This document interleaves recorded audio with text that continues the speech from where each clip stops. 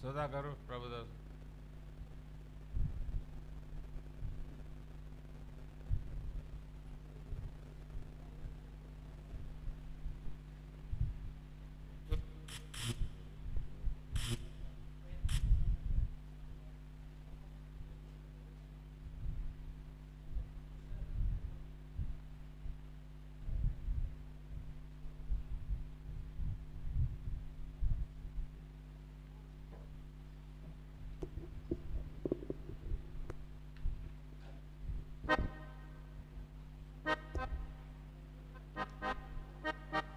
నూట 1వ పాట సర్వోన్నత స్థలంలో దేవునికి మహిమ. 99 పాత పాట.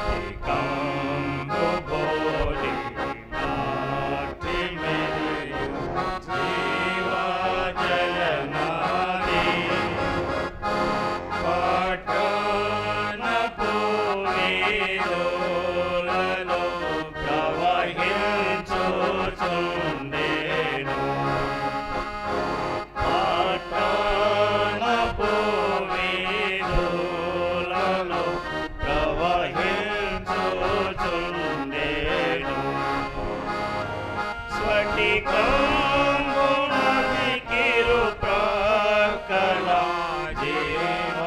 జీవవృక్షంబు స్ఫటికంబునదిరు ప్రక్కల జీవవృక్షంబు స్వస్థత కలిగించు వృక్షం పుట్టకులు స్వస్థత కలిగించును వృక్షం పుట్టకులు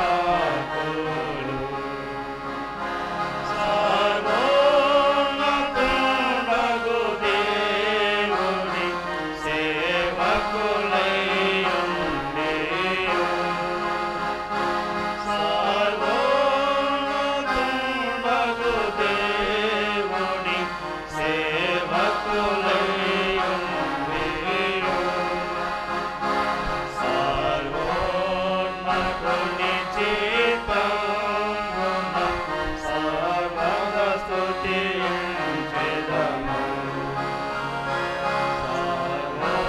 సర్వోన్నతుని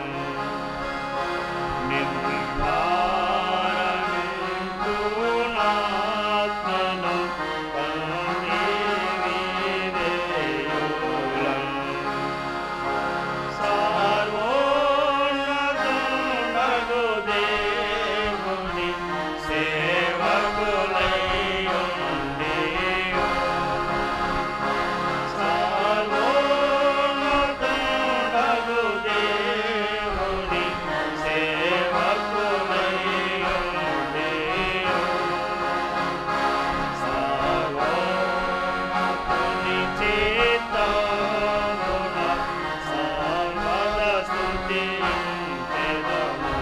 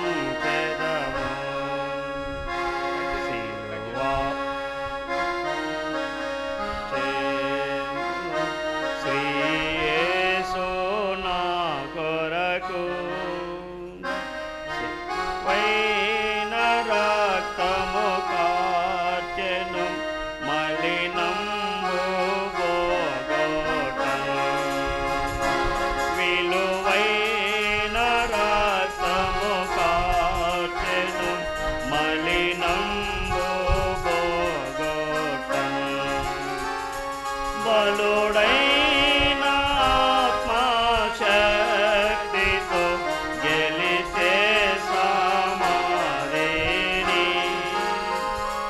బలుడైన ఆత్మశక్తితో గెలిచే సమాధిని బలమీతును పరిశుద్ధులకు హల్లెలూయా పాడెదం బలమీతును పరిశుద్ధులకు హల్లెలూయా పాడెదం సర్వోన్నతుడగు దేవుని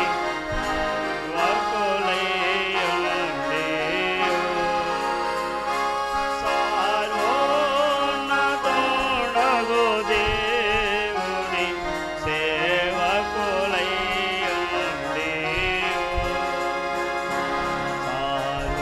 సర్వోన్నతుని చిత్తంబున సర్వదా స్తుతించెదము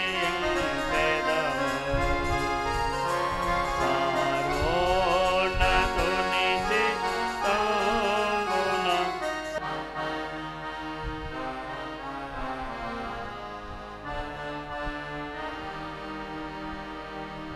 ఒక నోటు ఎక్కువ వేసుకో.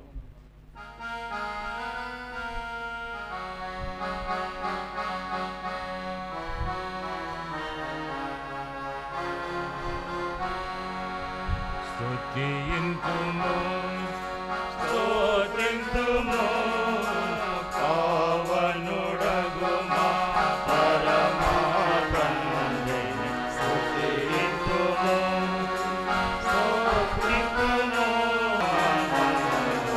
స్తుతింతుము స్తుతింతుము పావనుడగు మా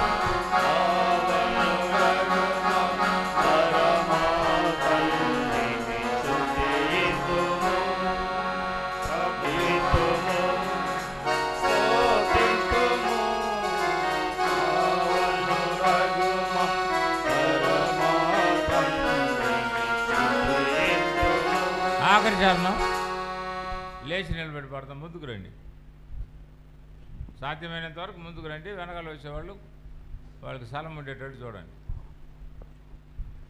ఎల్లరిలో జీవజలం పారునట్లు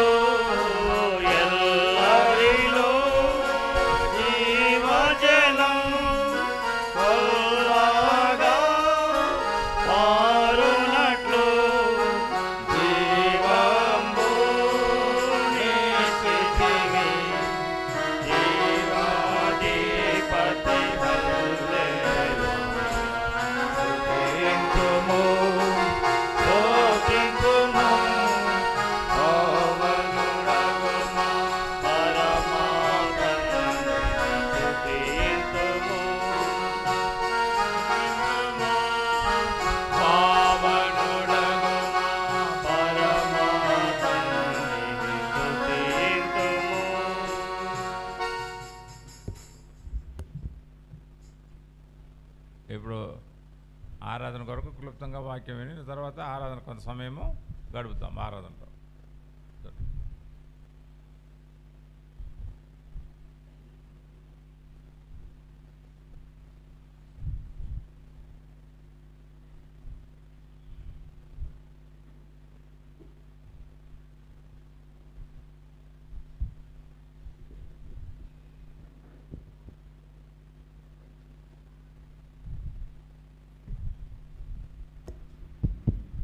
ప్రైజ్ ది లార్డ్. అందరికీ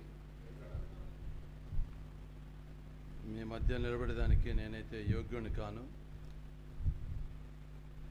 దేవుని మహాకృపను బట్టి నాకేమైతే చెప్పబడిందో ఆ సమయాన్ని సద్వినియోగం చేసుకునేందుకు ప్రభు కృపనిచ్చినాడు. ఆరాధన కొరకై ప్రకటన గ్రంథం 21వ అధ్యాయం సార్వత్రిక సంఘ వాగ్దానంలో మొదటి వాగ్దానం, దాని గురించి ఆరాధనలో మనము నామం చేసుకుందాం. 5వ వచనం అందరం కలిసి స్పష్టంగా బిగ్గరగా చదువుకుందాం. అప్పుడు సింహాసనాసుడై ఉన్నవాడు, ఇదిగో సమస్తమును నూతనమైనవిగా చేయుచున్నానని చెప్పెను. మరి ఈ మాటలు నమ్మకమును నిజమునై ఉన్నవి గనుక వ్రాయుమని ఆయన నాతో చెప్పుచున్నాడు. చాలు. ప్రభు సాయం కొరకే చిన్న ప్రార్థన చేస్తాం.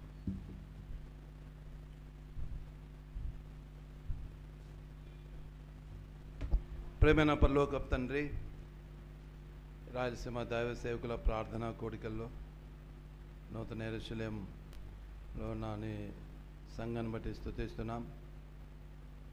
ఈ 2 దినాలు దైవ సేవకుల ప్రార్థనా కోడికలు కలిగి ఉండే భాగ్యము ఈ ప్రాంతంలోనికి మీరు కృపను చూపినారు. స్తోత్రములు. ఈ సమయంలో ఆరాధన వాక్యం కొరకే మీరు జ్ఞాపకం చేసుకున్న గమనానికి తీసుకొచ్చిన నీ వాక్య భావన బట్టి వందనాలు.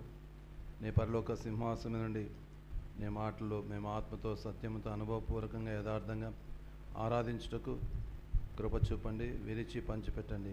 నిలబడుచున్న దాసుని నేను కేవలం అయోగ్యుని అపాతుని చేతకాడి వాని తండ్రి, నీ కుమారుడిని యేసు రక్తాన్ని ప్రోక్షించుకుంటుండగా కడిగి పవిత్రపరచు, నూతనపరచు. దయల తండ్రి, నీ శిలోచను మరుగుపరచుకు. 21:9, నిర్గమ 4:12, మత్తయి 10:20 లోకపని నెరవేర్చమని వందనాలు చెల్లించుకుంటూ నీకే మహిమ ఘనత ప్రభావం ఆరోపించుకుంటూ మా ప్రభు రక్షకుడు యేసుక్రీస్తు నామములో స్తుతించి ఆరాధించి వేర్చున్నాం తండ్రి. ఆమేన్.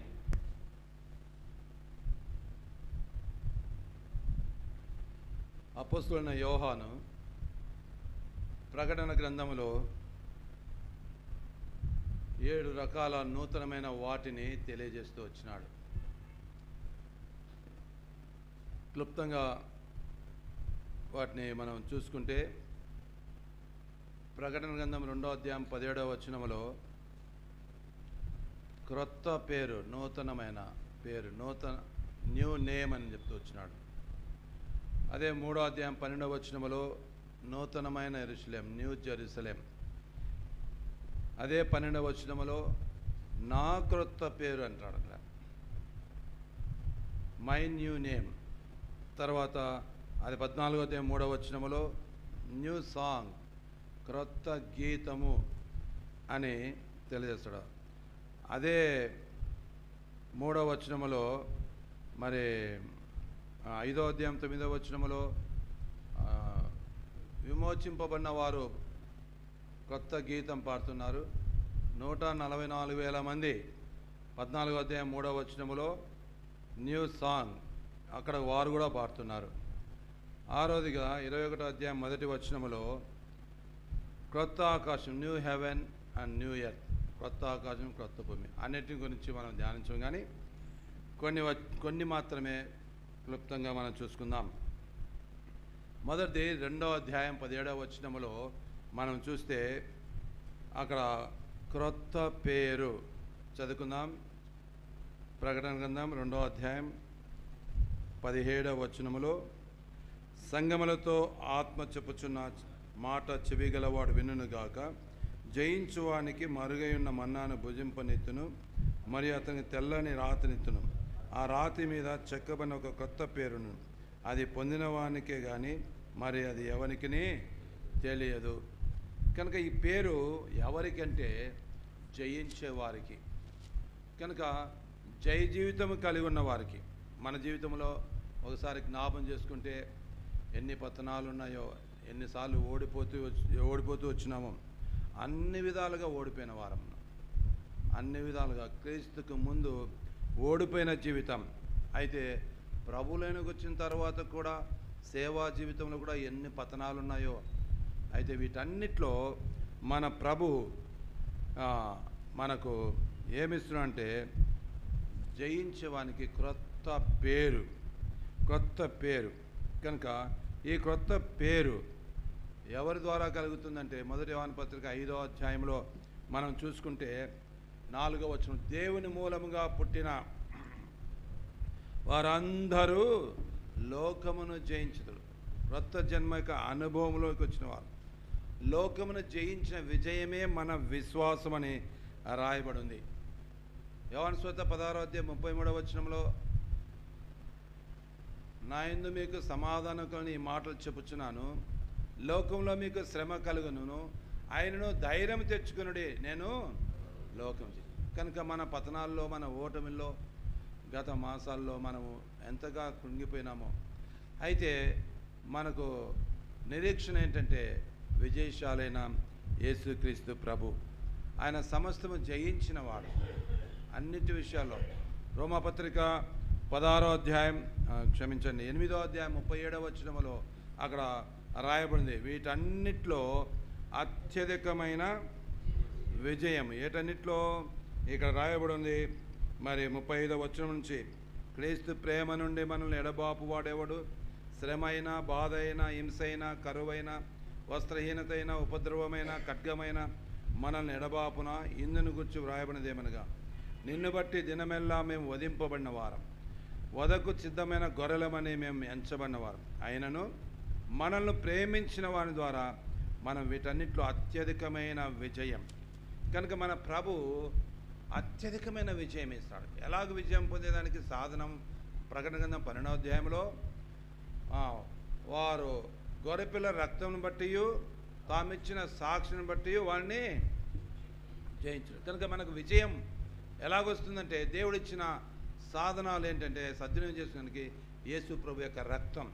మన పతనాల్లో, అవిధేయతల్లో, తిరుగుబాటులో, ఓటమిలో మనం ఇంకా ఎందుకు అనుకుంటున్న ప్రభు రక్తాన్ని కోరుకుంటు ద్వారా, ఆయన గురించి మనం ఇచ్చే సాక్ష్యాన్ని బట్టి ఏం కలుగుతుంది? మనకు విజయం. వాడిని జయిస్తాం. మనల్ని ఏదైతే శరీరము, లోకము ఇవన్నీ పట్టి పిడిచి సాతాను ద్వారా తప్పుడు క్రమమును లోడుపై చెడిపోయి పతనమైన స్థితిలో కృపను కోరుకొని ప్రభు రక్తాన్ని కోరుకుంటే ఆ రక్తముల శక్తిని బట్టి మనకు విజయం. ఆయన గురించి సాక్ష్యం ఇచ్చడం ద్వారా విజయం. కనుక ఎంత గొప్ప అద్భుతమైన అనుభవం. దేవుడు మనకు జయ జీవితాన్ని ఇచ్చినాడు. వారికి క్రొత్త పేరు. యెషయా గ్రంథం 4వ అధ్యాయంలో 3వ వచనములో అక్కడ యెరూషలేములో దాఖలైన ప్రతి వానికి ఏం పేరంట? పరిశుద్ధుడని పేరు. కొత్త పేరు ఏంటి అంటే ఒక ప్రత్యేకమైన వర్గం, ప్రతిష్ఠించబడిన అనుభవం, పవిత్రపరచబడిన అనుభవం పరిశుద్ధుడు అంటే. కనుక ఈ క్రొత్త పేరు నీకు నాకు మనకు అనుగ్రహించిన దాన్ని బట్టి ప్రభువును స్తుతించబద్ధులమై ఉంటున్నాం. రెండవది, ఇదే 3వ అధ్యాయం ప్రకటన గ్రంథం 12వ వచనం అక్కడ రాయబడింది. 3వ అధ్యాయం 12వ వచనంలో చదవండి. జయించువాడిని నా దేవుని ఆలయంలో ఒక స్తంభంగా చేసేదను, అందులో నుండి వాడు ఇక మీద ఎన్నటికి వెలుపలిపోడు, మరియు నా దేవుని పేరును పరలోకములో నా దేవుని ఎదురు దిగవచ్చు నూతనమైన యెరూషలేమును, నా దేవుని పట్టణ పేరును, నా క్రొత్త పేరును వాని మీద. ఇక్కడ ఆరాధనలో రెండో భాగం నూతనమైన యెరూషలేం. యెరూషలేము నూతనంగా కాకముందు, దానికి ముందు ఎలాంటి అనుభవం కలిగి ఉన్నదో దేవుని వాక్యంలో మనం చూస్తే 19వ అధ్యాయం న్యాయాధిపతులు 10వ వచనంలో యెబూస్ అనబడిన యెరూషలేం అనుంది. యెరూషలేముకు ముందు పేరు యెబూస్, అనగా అందులో యెబూసీయులు నివసిస్తూ ఉన్నారు. యెబూసీయులు నివసిస్తున్నారు. ఇది 2వ సమయంలో 5వ అధ్యాయంలో 6 నుంచి 10 వరకు చదివితే దావీదును రాకుండా చేసినారు. ఇక్కడ గుడ్డివారు, కుంటివారు వీళ్ళందరూ దావీదు రాలేడని హేళన అపహాస్యం చేస్తున్నారు. న్యాయాధిపతుల గ్రంథములో అక్కడ వారు యూదావారు వారిని వెలగట్టలేకపోయినారు.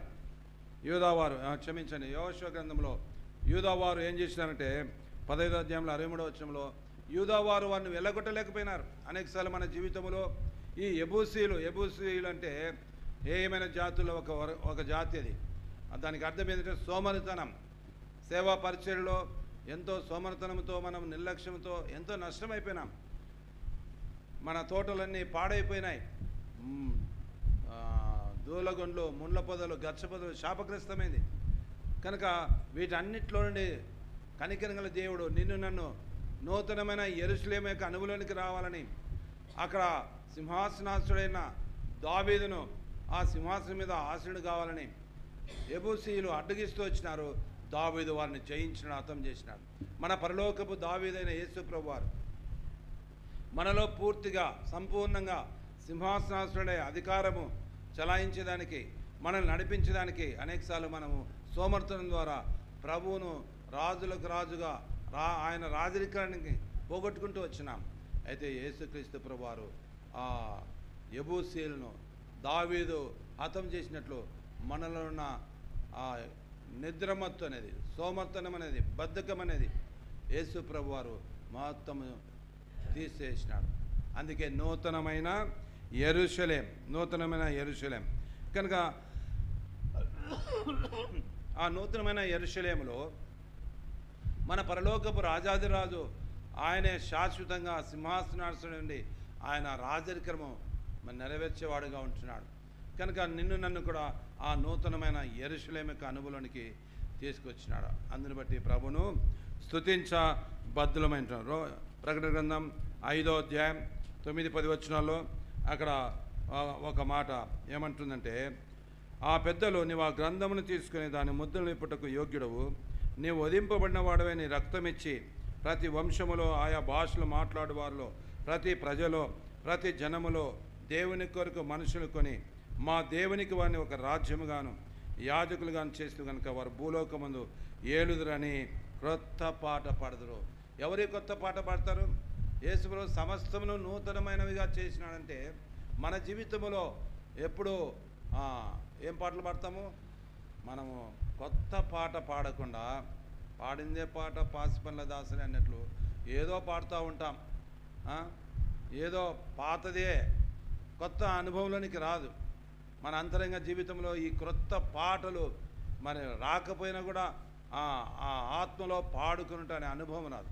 ఎందుకు ఈ క్రొత్త పాట అంటే యేసుక్రీస్తు ప్రభువారు వధించబడి తన రక్తమిచ్చి కొన్న వారి జీవితంలోనికి ఈ అనుభవం, వారు ఎవరైనా సరే, వారు ఏ జాతి వారైనా సరే అందరూ అక్కడ ఈ కొత్త పాట ఆ కొనక ముందు మన జీవితం ఎట్లుందంటే పాపానికి మరి దోషాలకు అమ్మబడినాం. రోమాపత్రిక 7వ అధ్యాయం 14వ వచనంలో పౌలు అంటాడు, నేను పాపమునకు అమ్మబడి తిని. యెషయా గ్రంథం 50వ అధ్యాయం 1వ వచనంలో మీ దోషులను బట్టి మీరు అమ్మబడితిరి. అమ్మబడిన జీవితం, మనం దాసులం, పాపం ఏలుతూ ఉన్నది. అయితే యేసుక్రీస్తు ప్రభువారు తన స్వరక్తం ఇచ్చి మనల్ని విమోచించినాడు. విమోచించి మన హృదయంలో క్రొత్త పాట అనుగ్రహించినాడు. అందుని బట్టి మనము ప్రభును స్తుతించబద్ధులమైనాం. 7 చూడము కానీ చివరిగా ఒకటి మాత్రం చూసుకుందాం. ప్రకటన గ్రంథం 21వ అధ్యాయం 1వ వచనం అక్కడ రాయబడింది, అలా ఇదిగో అంతటి నేను క్రొత్త ఆకాశమును క్రొత్త భూమిని చూచి తిని, మొదటి ఆకాశం మొదటి భూమి గతించి సముద్రం ఇక లేదు. New heaven and new earth. ఇది ఎవరి కొరకంటే అక్కడ పాతదంతా గతించిపోయినని రాయబడింది. దేవుడు మనల్ని నిత్యము ఈ లోకంలో ఉండాలని కాదు, ఈ లోకంలో ఈ నూతనమైన అనుభవం, విజయవంతమైన జీవితం జీవిస్తూ కొత్త పేరు, కొత్త గుణాలు, కొత్త లక్షణాలు కలిగి ప్రభువు ద్వారా విజయవంతమైన జీవితం జీవిస్తూ మన జీవితంలో ఎబూసీలు లేకుండా ఎంతో చురుకుగా ప్రభు కొరకు ఆసక్తిగా సేవలో ముందుకు పోయేదానికి క్రొత్త యెరూషలేము యొక్క ఆ నూతనమైన యెరూషలేము యొక్క అనుభవంలోనికి తీసుకుని వచ్చి మన జీవితంలో మనం విమోచించబడిన అనుభవంలోకి వచ్చి క్రొత్త పాట పాడేది. అది తర్వాత మళ్ళా మనం చూస్తే అక్కడ 14వ అధ్యాయం 3వ వచనం అక్కడ ఒక కొత్త పాట, 144,000 మంది 12 గోత్రంలో వారు వారు అనిందులు శ్రేయసాంగతి మెరగని వారు. ఆ గుంపులో కాదు మనం ఉన్నది. మనము ప్రకటన గ్రంథం 5వ అధ్యాయం 9వ వచనం యొక్క గుంపులో ఉన్నాం. అందరము క్రొత్త పాటక విమోచించబడిన అనుభవం కనుక ఆ రక్తం ద్వారా మనము క్రొత్త పాట యొక్క అనుభవం, సంతోషం గుర్తు. ఈ చివరిగా ఈ క్రొత్త ఆకాశము, ఈ నూతనమైన ఆకాశం, నూతన భూమి ఎందుకంటే మన జీవితాలను ప్రభు నిరంతరము సింహాసనాశ్రయం నుండి మనల్ని పరిపాలనిస్తూ ఆయన రాజరికం కింద ఉంటూ ఒక దినం వస్తుంది. ఆయన వచ్చినప్పుడు మనల్ని ఆ నూతన ఆకాశం, నూతన భూమిలో ఉండబెడుతున్నాడు. అక్కడ మనల్ని నియమించబోతున్నాడు. అక్కడ మన జీవితంలో ఎందుకు అక్కడ ఉంచుతుంటే 2వ పేతురు పత్రిక 4వ అధ్యాయంలో 3వ అధ్యాయంలో క్షమించండి, అక్కడ మనం చదువుకుంటే 10 నుంచి 13 వరకు అక్కడ అన్నీ మహావేంద్రంతో లయమైపోతాయి, కాలిపోతాయి. ఆకాశము భూమి అన్నీ కాలిపోతాయి, దాని కృత్యములు అన్నీ కాలిపోతాయి. అయి తర్వాత దేవుడు అంటున్నాడు, ఇది క్రొత్త ఆకాశము, క్రొత్త భూమి. వాటిలో ఏం నివసిస్తుందంట? నీతి నివసిస్తుంది, దైవ నీతి. ఈ లోకంలో ఎక్కడ నీతి కనపడదు. మనమే ఆయన నీతిని కలిగి మనం నీతిమంతులుగా తీర్చబడిన మనల్ని యేసుక్రీస్తు ప్రభువారు ఈ లోకములో ఆయన నీతిని చూపిస్తూ పరలోకములో క్రొత్త ఆకాశ, క్రొత్త భూమిలో దైవ నీతి నివసించే స్థలములో ఉంచబోతున్నాడు. ఎంత గొప్ప ఆధిక్యత! కనుక ప్రియమైన దైవ సేవకులమైన మనం ఈ 4 గంటల అనుభవంలోనికి సమస్తమును నూతనమైనవిగా చేర్చున్నాడు. ఈ నూతనమైన అనుభవం అపొస్తలుడైన యోహాను 7 రకాలుగా చెప్తూ వచ్చినాడు. ఈ ప్రకటన గ్రంథంలో బైబిల్లో ఎన్నో నూతనమైనవి ఉన్నాయి. అవి మనకందరికీ ధ్యానిస్తూ తెలిసింది. మీరు నాకంటే ఎక్కువగా తెలిసిన వారే. కనుక ఈ 4 గంటల అనుభవం కలిగి ప్రభువును ఉదయకాలం స్తుతించి ఆరాధించి ప్రభువును ఘనపరుస్తాం.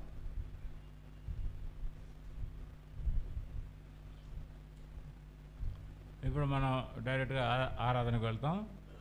వాక్యానుసారంగా క్లుప్తంగా ఆరాధన చేయండి. అనేక మంది పాలు పొందేదానికి అవకాశం కల్పించారు.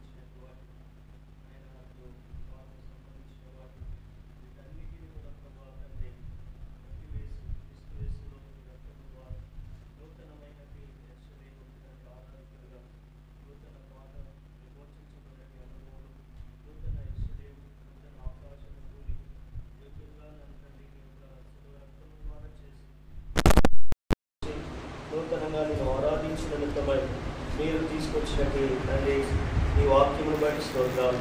ఈ వాక్యము వెలుగులో నన్ను కూడా మీరు సమస్తము నా జీవితంలో మీరు నూతనంగా చేస్తున్నందుకు స్తోత్రాలు.